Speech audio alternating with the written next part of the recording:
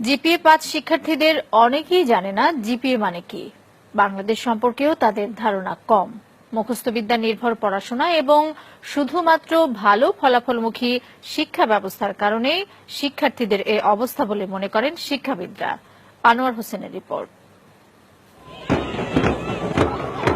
মাধ্যমিক পরীক্ষার ফল প্রকাশের দিন এমন উচ্ছ্বাসে মেতে ওঠে শিক্ষার্থীরা। ভালো ফলের সর্বোচ্চ মাপকাঠি জিপিএ-৫ যারা পায় তাদের আনন্দ সীমা ছাড়ায়। প্রশ্ন উঠেছে বছর বছর পাশের হার আর জিপিএ-৫-এর সংখ্যা বাড়লেও শিক্ষার মান বাড়ছে কিনা।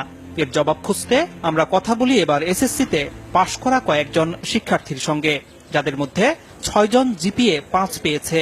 তাদেরকে আমরা কিছু প্রশ্ন করি। জিপিএ এটার পূর্ণাঙ্গ রূপ কি? জানি না, এখন মনে পড়ছে না।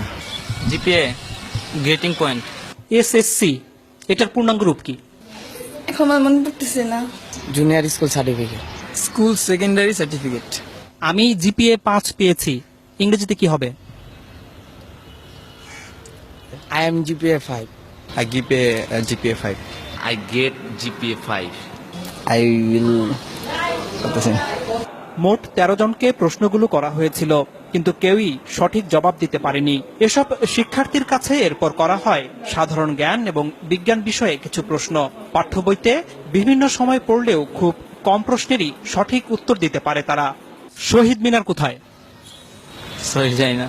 অপারেশন সার্চলাইট এটা কি? অপারেশন সার্চলাইট জানি না। অপারেশন করার সময় যে লাইটটা জ্বালায় ওইটা হয়তো জানি, কিন্তু তার বেশি কিছু জানি না। 25শে মার্চ কাল রাতে পাকিস্তানি হানাদার বাহিনী যে প্ল্যানিং করে আমাদের দেশে হঠাৎ আক্রমণ করে, ওইটাকে অপারেশন সার্চলাইট বলা হয়। শহীদ বুদ্ধিজীবী দিবস কবে? শহীদ বুদ্ধি দিবস জানি না। 17 আগস্ট। 10 ডিসেম্বর। আন্তর্জাতিক মাতৃভাষা দিবস কবে? জানি না। স্বাধীনতা দিবস কত তারিখে? স্বাধীনতা দিবস 16 ডিসেম্বর। বিজয় দিবস কবে? বিজয় দিবস হচ্ছে 26শে ডিসেম্বর।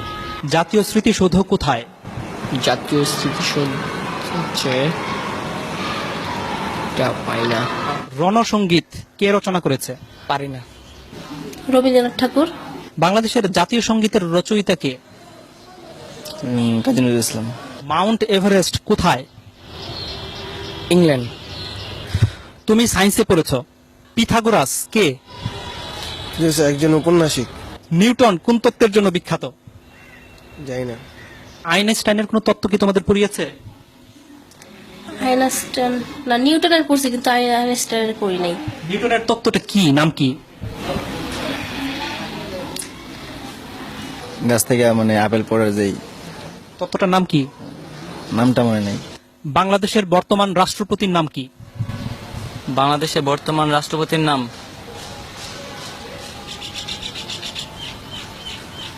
জানি না। রাষ্ট্রপতির নাম হচ্ছে মুক্তিযুদ্ধের সময় বাংলাদেশকে কয়টি সেক্টরে ভাগ করা হয়েছিল? 9টি। নেপালের রাজধানী কোথায়? নেপসুন। তুমি তো কম্পিউটার ব্যবহার করো। ব্যবহার করি মাঝে মাঝে, কি এই ফেসবুকে আর কি থাকি, গান টান শুনি। হার্ডওয়্যার এবং সফটওয়্যার এটার মানে বুঝো? জানি না। তোমরা কি পাঠ্য বইয়ের বাইরে কোনো বই পড়ো? এমনি মানে গল্পের বই পড়ি। কার গল্প? রবীন্দ্রনাথ ঠাকুরের গল্পের বই পড়ি। রবীন্দ্রনাথ ঠাকুরের একটা গল্পের নাম বলো তো। শিক্ষাবিদরা বলছেন জিপিএ-৫ পেয়ে ভালো শিক্ষার্থীর তকমা নিলেও জ্ঞান অর্জনের দিক থেকে পিছিয়ে আছে তারা। আমরা দেখি বিশ্ববিদ্যালয়ে ভর্তি পরীক্ষায় জিপিএ-৫ তারা পাস পর্যন্ত করতে পারে না। তার মানে যারা জিপিএ-৫ পেয়েছে তারা যেটা শেখার কথা সেটা শিখে নাই।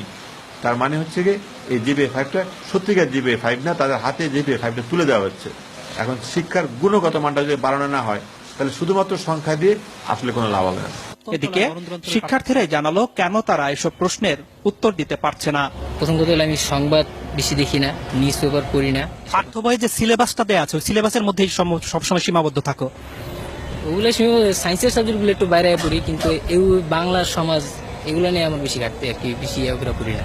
তবে শিক্ষাবিদরা মনে করেন দেশের সাহিত্য ইতিহাস সম্পর্কেও জ্ঞান থাকতে হবে শিক্ষার্থীদের। বিজ্ঞান, বাণিজ্য, মানবিক বিভাগের মধ্যে তো আলাদা করা যাবে না। এটা এই দেশের যদি নাগরিক হিসাবে তারা বড় হয়, তাহলে তো এগুলো জানতে হবে। কোথায় শহীদ মিনার, কেন শহীদ মিনার, কোথায় স্মৃতিস্তম্ভ, কাদের স্মৃতিতে স্তম্ভ, এগুলো তো জানতে হবে। এটা না জেনে কি করে? তারা বলছে তাদের বাংলা সাহিত্যের ব্যাপারে, ইতিহাসের ব্যাপারে আগ্রহ নেই। মানে এটা আসলে তাহলে মানে তার কি পূর্ণাঙ্গ শিক্ষা পাচ্ছে? না, একেবারেই না, একেবারেই না। শিক্ষা সংশ্লিষ্টরা বলছেন, শিক্ষার্থীরা মুখস্থ বিদ্যা নির্ভর হয়ে যাওয়ায় তাদের এমন দশা। বছরের প্রথম থেকেই যদি তারা কোচিংমুখী হয়ে তারা শুধুমাত্র চ্যাপ্টারগুলি মানে সামারাইজ করে ছোটভাবে ওইভাবে শেখানো হয় নাম্বারের দিকে তাকিয়ে, তাহলে তার জ্ঞান তো বাড়ছে না, মেধাও বাড়ছে না। আমি বলবো যে মেধার অপচয় হচ্ছে। এর প্রভাব পড়েছে চাকরি ক্ষেত্রেও। চাকরিদাতাদের অভিজ্ঞতা বলছে, যেসব শিক্ষার্থী ভালো ফলাফল করেছে তাদের একটি বড় অংশই ইন্টারভিউ বোর্ডে ভালো করছে না। ট্রাফিক জ্যাম নিয়ে কিছু একটা লিখতে বললাম, বা এখন হয়তো ওয়ার্ল্ডে কোনো একটা ইভেন্টস হচ্ছে, সে কোনো একটা খেলা টুর্নামেন্ট চলছে, বলি যে এটার উপরে লেখেন, যা মনে হয় আপনি বাংলায় লেখেন, ইংলিশে লেখেন। উদ্দেশ্যটা থাকে হচ্ছে তার সেন্টেন্স মেকিংটা দেখা, থিঙ্কিং প্রসেসটা কি এটা জাজ করা, অ্যাটিটিউডটা দেখা। ফলাফলটা ভালো আসে না।